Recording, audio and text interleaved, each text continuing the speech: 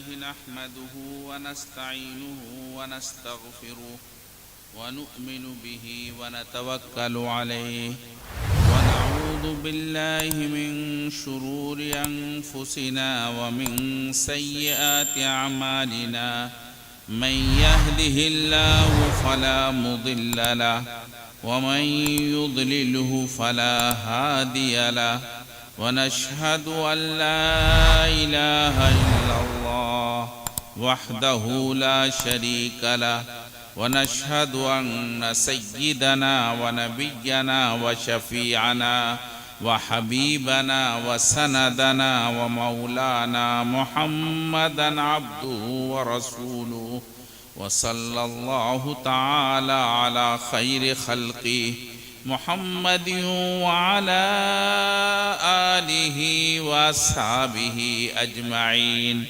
أما بعد فأعوذ بالله من الشيطان الرجيم بسم الله الرحمن الرحيم فاتبعوني يحببكم الله ويغفر لكم ذنوبكم والله غفور رحيم سبحان ربك رب العزة عما يصفون وسلام على المرسلين والحمد لله رب العالمين اللهم صل على سيدنا محمد وعلى آل سيدنا محمد وبارك وسلم اللهم صل على سيدنا محمد وعلى آل سيدنا محمد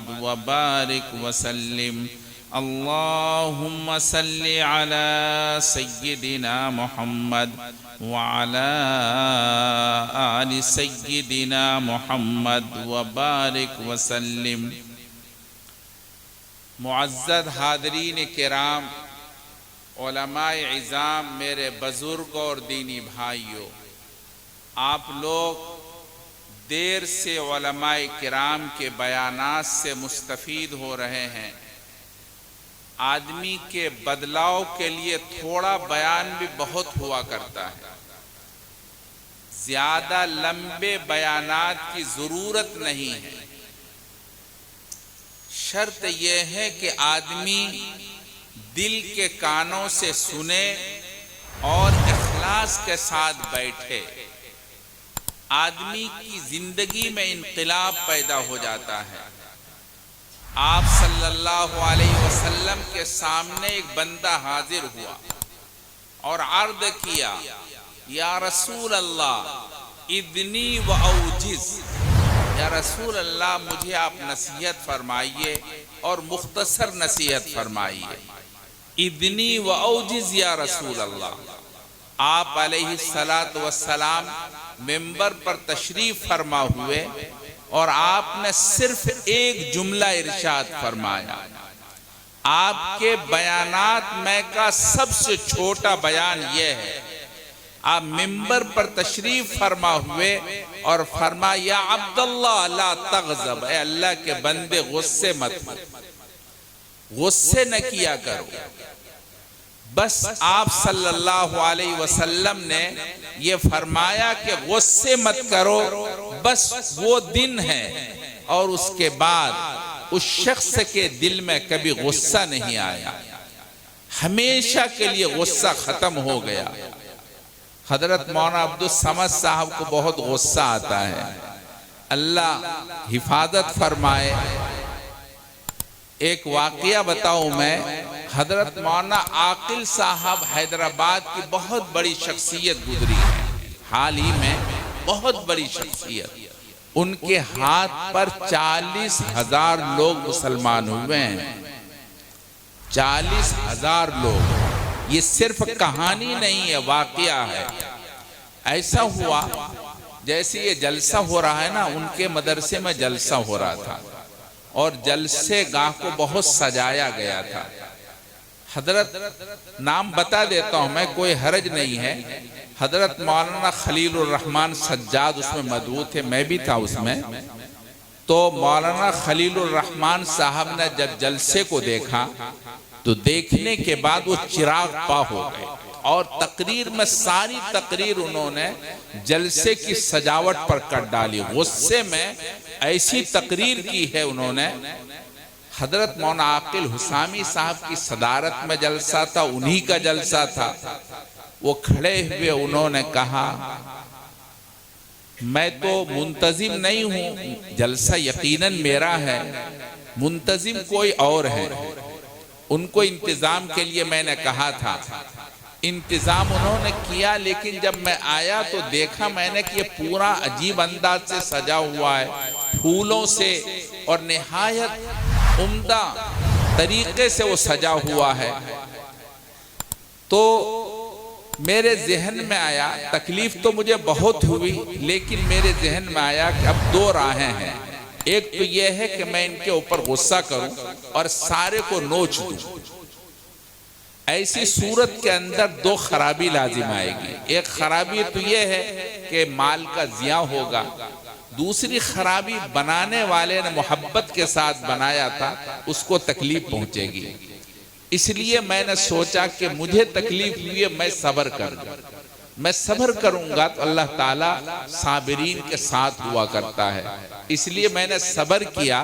آپ یقین مانیے مجھے جلسے گاہ کی بناوٹ اور سجاوٹ سے مجھے خوشی نہیں ہوئی، لیکن صرف یہ کہ اس بندے کو تکلیف ہوگی، میں صبر کے ساتھ بیٹھا رہا۔ یہ مولانا عاقل حسامی نے بات کہی، اور بہت سنجیدہ آدمی تھے، وہ غصے نہیں ہوا کرتے تھے، صاحب نسبت تھے۔ اللہ تبارک تعالیٰ ان کو فضل سے نواز رکھا تھا۔ غصہ تو شیطان کا کام ہے، آدمی کو غصہ برداشت کرنا چاہیے، اور ساتھ ساتھ موقع کی مناسبت سے بات کرنی چاہیے۔ اللہ تبارک و تعالیٰ فضل فرمائے۔ میں عرض یہ کر رہا تھا، مجھے تھوڑی دیر بات کرنی ہے میرے بھائیوں، آپ بھی تھوڑے ہیں، مجھے تھوڑی دیر بات کرنی ہے۔ اللہ تبارک و تعالیٰ نے قرآن میں فرمایا فَاتَّبِعُونِي يُحْبِبْكُمُ اللَّهُ۔ اللہ کے رسول صلی اللہ علیہ وسلم سے اللہ تبارک و تعالیٰ نے عجیب انداز میں فرمایا محمد کہو لوگوں سے، کہو محمد میرے ماننے والوں سے، ایمان والوں سے کہو، کیا کہو؟ میری پیروی کرو، یعنی جناب رسول اللہ صلی اللہ علیہ وسلم کی پیروی کرو۔ اللہ کے رسول کی پیروی میں اللہ کی محبت ہے، اللہ تبارک تعالیٰ کی چاہت ہے، اللہ تبارک تعالیٰ کی رضا ہے۔ آپ صلی اللہ علیہ وسلم کی پیروی کے اندر ہماری زندگی کی راحت بھی ہے، ہماری زندگی میں سکون آتا ہے۔ شرط یہ ہے کہ ہم رسول اللہ صلی اللہ علیہ وسلم کی پیروی کرنے والے بن جائیں۔ حافظ ابن کثیر رحمت اللہ علیہ نے بڑی قوت کے ساتھ، مضبوطی کے ساتھ یہ بات کہی ہے کہ صحابہ کرام رضوان اللہ تعالی علیہ مجمعین سے اللہ راضی ہو گئے۔ اللہ تبارک و تعالی نے اسی بھری دنیا کے اندر ان کو جنت کی بشارت سنائی ہے۔ اس کی وجہ صرف یہ ہے ان لوگوں نے جناب رسول اللہ صلی اللہ علیہ وسلم کی ایک ایک چیز کی پیروی کی ہے۔ آپ صلی اللہ علیہ وسلم نے جو فرما دیا، ان کا فرما دینا صحابہ کرام کے لیے حرف آخر ہوتا تھا۔ اللہ کے رسول نے جو عمل کر کے دکھایا، صحابہ کرام کے لیے وہ عمل آخری ہوا کرتا تھا۔ آپ صلی اللہ علیہ وسلم نے جو کردار پیش کیا، وہ کردار ہم سب کے لیے، صحابہ کرام کے لیے تو وہ کردار آخری کردار ہوا کرتا تھا۔ اللہ کے رسول نے جو فرما دیا، صحابہ کرام کی پوری جماعت میں آپ کو ایک بندہ ایسا نہیں ملے گا، ایک صحابی آپ کو ایسے نظر نہیں آئیں گے جنہوں نے آپ کے رسول کے ارشاد کو، آپ کے فرمان کو ٹھکرا دیا ہو۔ اللہ اللہ کے رسول نے جو فرما دیا صحابہ کرام نے اس کو اپنے کانوں میں سنا اور دل کے اندر اس کو جما لیا اور اس کے اوپر عمل پیرا ہو گئے۔ پورے صحابہ کرام کی جماعت میں آپ کو ایک بندہ ایسا نہیں ملے گا کہ انہوں نے اللہ کے رسول کی کوئی بات سنی ہو اور انہوں نے نظر انداز کر دی ہو۔ حافظ ابن کثیر رحمت اللہ علیہ کہتے ہیں صحابہ کرام سے اللہ تعالیٰ نے اپنی محبت کا اعلان کیا ہے، اپنی رضا کا اعلان کیا ہے، جنت کا اعلان کیا ہے، اور اس کی وجہ صرف یہ ہے کہ آپ صلی اللہ علیہ وسلم کی پیروی انہوں نے کی ہے۔ قرآن کریم کی آیت صاف بتا رہی ہے اللہ کے رسول کی پیروی کرو، اللہ کی محبت ملے گی، اللہ کی رضا نصیب ہوگی، اللہ تبارک تعالیٰ کی چاہت ملے گی۔ قرآن یہی کہتا ہے فَاتَّبِعُونِي يُحْبِبْكُمُ اللَّهُ۔ اللہ کے رسول کی پیروی میں اللہ کی محبت ہے، اللہ تعالیٰ کی محبت، اللہ تعالیٰ کی چاہت، اللہ تبارک تعالیٰ کی رضا کا اعلان ہے، اور اس کی مخالفت میں اللہ کے رسول کی پیروی نہ کرنے میں، اللہ کے رسول صلی اللہ علیہ وسلم کی بات نہ ماننے میں، اللہ کے رسول صلی اللہ علیہ وسلم کی مخالفت میں اللہ تعالیٰ کی طرف سے آزمائش کا اعلان ہے، اللہ تعالیٰ کی طرف سے فتنے میں مبتلا ہونے کے اعلان ہے، اللہ تعالیٰ کی طرف سے مصیبت میں گرفتار ہونے کے اعلان ہے۔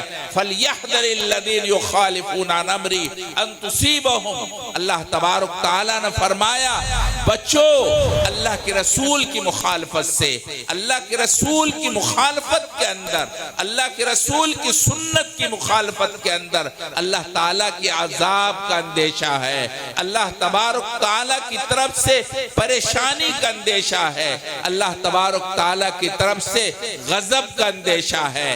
آپ صلی اللہ علیہ وسلم کے قول کو اپنانا چاہیے، اللہ کے رسول صلی اللہ علیہ وسلم کے فعل کو اپنانا چاہیے، اللہ کے رسول صلی اللہ علیہ وسلم کے کردار کو اپنانا چاہیے۔ صحابہ کرام کی زندگیوں سے ہمیں سبق لینا چاہیے۔ آپ صلی اللہ علیہ وسلم نے مکے سے مدینے کی طرف ہجرت فرمائی اور صحابہ کرام سے فرمایا مکے کو چھوڑ دو، چلو مدینے کی طرف، مدینے کے لیے سفر کر لو۔ صحابہ کرام رضوان اللہ تعالی علیہ مجمعین جتنے تھے سب نے مدینے کی طرف ہجرت کے ارادہ فرما لیا۔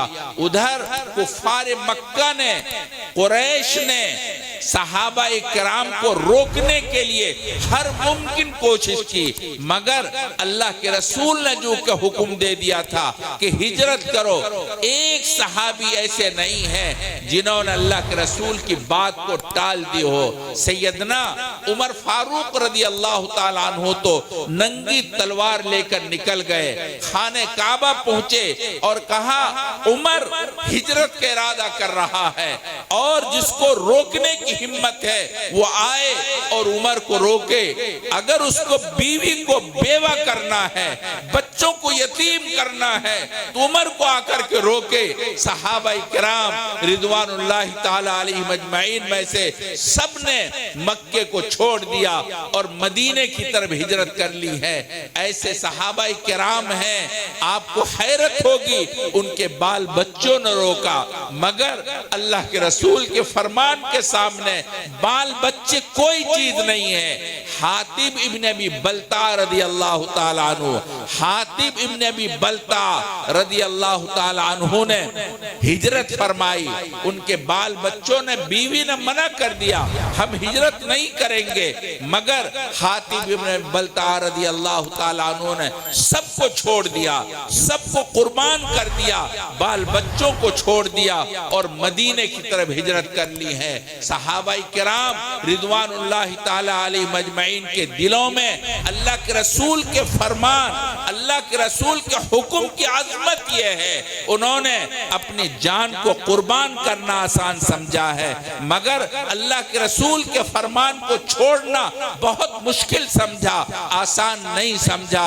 ان کی زندگیوں کے اندر اللہ کے رسول کے فرمان کی اتنی اہمیت تھی اور اللہ کے رسول کے فرمان سے اتنا تعلق تھا، اتنی محبت تھی کہ اللہ کے رسول نے فرما دیا اور اس کو ٹال دیا جائے، ایسا نہیں ہو سکتا۔ صحابہ کرام میں سے ایک ایک نے مکے کو چھوڑ دیا ہے اور ہجرت فرما لی ہے۔ آپ کو حیرانی ہوگی، آپ صحابہ کرام کی تاریخ پڑھیں گے آپ کو بڑی حیرانی ہوگی۔ حضرت سمیہ رضی اللہ تعالیٰ عنہ آپ صلی اللہ علیہ وسلم پر ایمان لاتی ہیں، ابو جہل کی باندی ہے وہ، ابو جہل کو پتہ چلتا ہے سمیہ ایمان لا چکی ہے، اللہ کے رسول سے محمد سے جڑ چکی ہے۔ وہ سمیہ کو بلاتے ہیں اور بلا کر کے کہتے ہیں سمیہ میں نے سنا ہے تم محمد سے تعلق رکھتی ہو اور محمد پر ایمان لا چکی ہو۔ کہا ہاں میں ایمان لا چکی ہوں۔ ابو جہل کہتا ہے سمیہ تمہیں پتا ہے اس کا انجام کیا ہے؟ سمیہ کہتی ہے مجھے کچھ پتا نہیں مگر میں ایمان لا چکی ہوں، اور آپ کچھ بھی کریں اب یہ تعلق اور ایمان اور یہ محبت اور یہ پیروی چھوٹ نہیں سکتی۔ جان تو جا سکتی ہے مگر ایمان نہیں جا سکتا، اللہ کے رسول کی شان نہیں جا سکتی۔ اللہ کے رسول نے ہمیں ایمان کا حکم دیا ہے، ہم ایمان لا چکے ہیں۔ نازک حصے میں ابو جہل نے برچھا مارا اور ان کو شہید کر دیا۔ سمیہ شہید ہو جاتی ہے مگر ایمان کو ترک نہیں کرتی۔ اللہ کے رسول کے فرمان کی حیثیت یہ ہے۔ حضرت مصعب بن عمیر رضی اللہ تعالیٰ عنہ آپ نے حکم فرمایا ہمارا غیروں سے کوئی تعلق نہیں ہے۔ حضرت مصعب بن عمیر رضی اللہ تعالیٰ عنہ نے دوستو اپنے بھائی کو شہید کر دیا اور اپنے بھائی کو قربان کر دیا، اس طرح سے کہ وہ غیر تھے، ایمان والے نہیں تھے۔ اللہ کے رسول کے فرمان کے بعد ان کے یہاں بھائی نہیں تھے۔ عبداللہ ابن ابی ابن سلول ان کے بیٹے نے اللہ کے رسول سے کہا یا رسول اللہ آپ حکم فرمائیں میں اپنے باپ کے سر کو کاٹ کر آپ کے سامنے لا دیتا ہوں، مجھے بہت تکلیف پہنچتی ہے جب وہ آپ کو گالیاں بکتا ہے، آپ کو برا بھلا کہتا ہے۔ آپ صلی اللہ علیہ وسلم سے حضرت عبداللہ ابن ابی ابن سلول کے بیٹے نے یہ بات کہی ہے۔ میں کہنا یہ چاہتا ہوں آپ علیہ السلام کی پیروی سب سے بڑی نجات کا ذریعہ ہے۔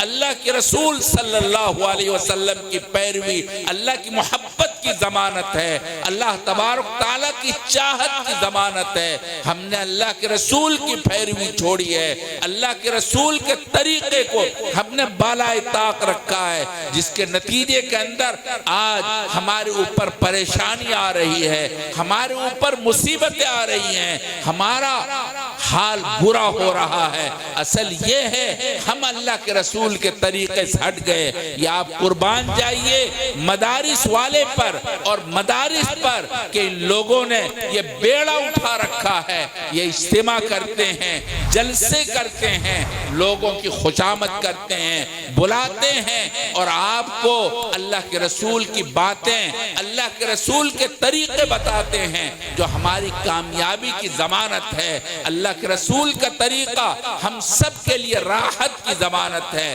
اللہ کے رسول صلی اللہ علیہ وسلم کی سنت ہماری زندگیوں میں اگر آ جائے یقین مانو دوستو ہمارے لیے راحت ہی راحت ہے۔ صحابہ کرام رضوان اللہ تعالی علیہم اجمعین نے آپ علیہ السلام کی پیروی کو اپنی زندگی میں اس طرح اتارا ہے کہ انہوں نے اپنی جان دینا گوارا کیا، مگر اللہ کے رسول کی پیروی کو چھوڑنا گوارا نہیں کیا۔ ایک ایک صحابی آپ دیکھیں گے اسی انداز کے ہیں۔ مطلب کہنے کہ یہ ہے، اگر آج ہم بھی اپنے محبوب صلی اللہ علیہ وسلم کی سنت کی پیروی کر لیں، یقین مانو دوستو ہماری زندگیوں میں انقلاب آ جائے گا، راحت مل جائے گی، سکون مل جائے گا۔ آج ہم نے اپنے محبوب کا طریقہ چھوڑا، اپنے رسول کا طریقہ چھوڑا، جس کے نتیجے کے اندر آج ہماری زندگیوں میں اضطراب آ گیا، ہماری زندگیوں میں پریشانی آ گئی۔ آج ہم درد ٹھوکریں کھا رہے ہیں، پریشان ہو رہے ہیں، اور ہمیں کہیں راحت نہیں ملتی۔ وجہ یہ ہے ہم نے اصل اس طریقے کو چھوڑ رکھا ہے جو طریقہ میرے محبوب صلی اللہ علیہ وسلم نے بتایا تھا۔ آج ہمارا طریقہ غیروں کا طریقہ بن چکا ہے۔ نبی پاک صلی اللہ علیہ وسلم نے، آپ صلی اللہ علیہ وسلم نے وہ طریقہ بتایا ہے، آپ ذرا اس پر عمل کر کے دیکھو دوستو، آپ کی زندگیوں میں کیسے انقلاب آتا ہے۔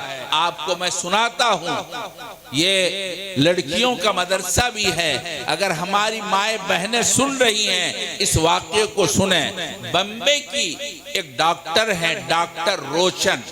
ڈاکٹر روشن ایک لڑکی ہے، اور ان کا عجیب و غریب حادثہ ان کے ساتھ ہوا۔ وہ کالج میں پڑھتی تھی۔ بمبئی کی جو پوری ٹریننگ ہے یعنی سفر ہے وہ لوکل ٹرینوں کے ذریعے ہوتا ہے۔ یہ بچی لوکل ٹرین کے ذریعے کالج جا رہی تھی، اور اس کا امتحان تھا، ایگزام تھا، مگر کیا صورت ہوئی وہ کہتی ہے مجھے پتہ نہیں۔ اس لڑکی نے بتایا ہمیں پتہ نہیں کیا ہوا، لیکن دیکھا یہ تھوڑی دیر کے بعد اس لوکل ٹرین پر جب میں بیٹھی، تھوڑی دیر کے بعد میں کیا دیکھتی ہوں کہ میں پٹری کے بیچ میں ہوں اور میرے دونوں پیر کٹ چکے ہیں، دونوں پیر سے وہ معذور ہو گئی۔ اب ہاسپیٹل پہلے تو ریلوے والے نے وہیں چھوڑ دیا، لیکن خیر گھر والوں کو معلوم ہوا۔ معلوم ہونے پر وہ گھر والے جب آئے تو بری حالت میں دیکھا، خون بہ رہا تھا، جلدی جلدی اٹھا کر ہاسپیٹل لے جایا گیا۔ ان کو دونوں پیر ختم ہو چکے تھے۔ اب اس کے بعد میں علاج شروع ہوا، لمبا علاج چلا، مگر دنیا عجیب و غریب ہے۔ دنیا کے لوگ جو بھی ان کے رشتہ دار آتے عجیب عجیب بات کہتے۔ وہ کہتی وہ یا کہتا اللہ نے اس کو کیوں زندہ رکھا، یہ ماں باپ کے لیے زندگی بھر کے لیے بوجھ بن گئی۔ اس طرح سب لوگ آ کر کے باتیں کرتے۔ وہ کہتی کہ میں سوچتی تھی میں خودکشی کر لوں، کسی طرح سے اپنی گردن کو کاٹ لوں، لیکن ایک میری زندگی میں ایک میری ماں تھی۔ وہ ماں کے آ کے یہ کہتی بیٹا دیکھو اللہ تبارک و تعالیٰ نے تمہیں بہت بڑی نعمت دے رکھی ہے، وہ نعمت ایمان کی نعمت ہے۔ اللہ تعالیٰ نے تمہیں ایمان کو بچا رکھا ہے، یہ اللہ کی بہت بڑی نعمت ہے۔ تمہارے پیر کٹ گئے تو کیا بات ہے، اللہ کی ذات بہت کریم ہے، ہو سکتا ہے اللہ تبارک و تعالیٰ کو کچھ اور تمہیں بنانا ہو، اس لیے تم اس پر صبر کرو، ہمت سے کام لو، ہمت مت ہارو۔ چنانچہ وہ بچی جب وہ ٹھیک ہوئی، ٹھیک ہونے کا مطلب پیر تو کٹ چکے تھے، زخم ٹھیک ہو گیا۔ اس کے بعد اس نے پھر کالج میں امتحان دیا، وہ آخری فائنل سال تھا بی ایس سی کا، اور فائنل کے بعد اس کا جو نمبر آیا پورے مہاراشٹر میں وہ ٹاپ کر گئی۔ اللہ تبارک تعالیٰ کا عجیب انعام۔ وہ کہتی ہیں کہ میں نے اللہ تبارک تعالیٰ سے، میرے محبوب نے فرمایا، اللہ کے رسول صلی اللہ علیہ وسلم نے ارشاد فرمایا اگر تمہیں کوئی ضرورت درپیش ہے 2 رکعت نماز پڑھو، اللہ سے دعا کرو، اللہ تبارک تعالیٰ تمہاری ضرورتیں پوری کرے گا۔ وہ لڑکی کہتی ہے میں نے اللہ تبارک و تعالیٰ سے ہمیشہ 2 رکعت نماز پڑھ کے دعا کر کے اپنا کام شروع کرتی تھی۔ چنانچہ جب میں اس میں پاس کر گئی اور ٹاپ کر گئی تو میرا ارادہ ہوا کہ میں میڈیکل کا امتحان دوں۔ چنانچہ میڈیکل کالج میں نے جب امتحان دیا تو اس میں سب سے اعلیٰ رینک کا میرا نمبر آ گیا، میرا داخلہ ہوا، اور داخلہ ہونے کے بعد پھر MBBS جب پورا کر لیا، آگے کہا مجھے MD کرنا تھا۔ MD کرنے کے لیے جب میں نے اپلائی کی تو ڈاکٹروں نے یہ کہہ دیا کہ تو MD نہیں کر سکتی۔ قانون بتایا، قانون یہ ہے جو دونوں پیروں سے معذور ہے وہ بہت اچھا ڈاکٹر نہیں ہو سکتا، اس وجہ سے ان کو ریجیکٹ کر دیا۔ قانون دکھایا، مگر وہ کہتی ہیں مجھے اللہ کے رسول کے طریقے سے بہت عقیدت تھی، میں نے اللہ کے رسول صلی اللہ علیہ وسلم کے بتائے ہوئے طریقے کے مطابق میں نے 2 رکعت نماز پڑھی، اللہ سے دعا کی، اللہ تبارک و تعالیٰ نے عجیب و غریب شکل پیدا کی۔ وہ کہتی ہیں کہ ایک غیر یعنی جو MP تھے اور مجھ سے کوئی تعلق نہیں تھا، کسی نے ان کو بتایا ایسی ایسی لڑکی ہے جو کالج میں ٹاپ کیا ہے، مہاراشٹر میں سب سے زیادہ رینک حاصل کیا ہے، وہ اس وقت پریشانی میں ہے۔ وہ MP صاحب خود آئے اور آنے کے بعد پوچھا تیرا کیا مسئلہ ہے؟ کہا یہ میرا یہ مسئلہ ہے۔ اس نے دلی کا سفر کیا اور سفر کر کے صدر جمہوریہ سے ملاقات کی۔ صدر جمہوریہ نے اس قانون کو بدلا اور کہا ایسے اسٹوڈنٹ کو بھی داخلہ دیا جا سکتا ہے۔ چنانچہ ڈاکٹر روشن کو داخلہ ملا اور آج وہ بمبے کے اندر بہترین ڈاکٹر ہیں، اگر سے پیروں سے معذور ہے۔ میں عرض یہ کرنا چاہتا تھا، وہ کہتی ہیں اللہ دوستو اللہ کے رسول کی سنت کو اپناؤ، اللہ کے رسول کے طریقوں کو اپنی زندگی میں اتارو، انشاءاللہ آپ کی زندگی کے اندر روشنی آئے گی، آپ کو یقیناً اپنی زندگی کے اندر آرام اور راحت نصیب ہوگی۔ آپ اللہ کے رسول کو چھوڑو مت، اللہ کے رسول کے طریقے کو اپنی زندگی میں اتارنے کی کوشش کرو۔ ڈاکٹر روشن سے آپ ملیے، وہ 2 بات کہتی ہیں، وہ کہتی ہیں دنیا میں آپ کو ترقی کرنا ہے، ایک ماں باپ کے ادب کو مت چھوڑو، ماں باپ کی بات کو مان کے چلو، اور دوسری بات کہتی ہیں اپنے محبوب صلی اللہ علیہ وسلم کے طریقے کو اپنی زندگی میں اتارو، آپ کو دنیا میں ترقی ملے گی۔ وہ کہتے ہیں جب بھی میں نے کوئی چیز چاہی اللہ سے ارادہ کیا اور میں نے اپنے محبوب کے طریقے کو اپنایا، الحمدللہ میں اس میں کامیاب ہو گئی، اللہ تعالیٰ نے مجھے کامیابی عطا فرمائی۔ اس لیے میرے بھائی کاتکا کے لوگوں، آپ صلی اللہ علیہ وسلم کی سنت کو اپناؤ، اللہ کے رسول کے طریقے پر چلنے کی پوری کوشش کرو، انشاءاللہ آپ کی زندگیوں میں انقلاب آئے گا۔ اللہ کے رسول صلی اللہ علیہ وسلم کے طریقے پر چلنے میں اللہ تعالیٰ کی طرف سے راحت بھی ملے گی، روشنی بھی ملے گی، ترقی بھی ملے گی۔ اللہ تبارک تعالیٰ ہم سب کو عمل کی توفیق نصیب فرمائے۔ وآخر دعوانا ان الحمدللہ رب العالمین۔